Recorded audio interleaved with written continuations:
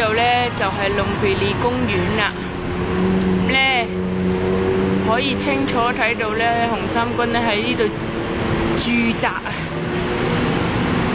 裏邊有同以前好多唔同咧，就係佢哋搭咗啲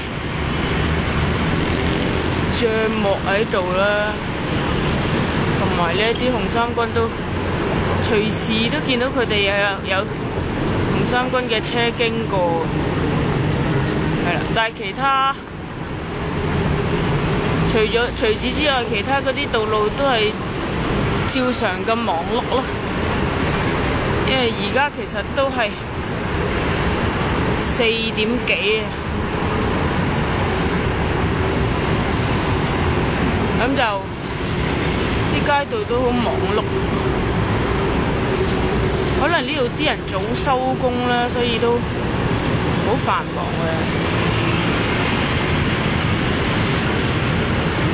咁日你見到紅衫軍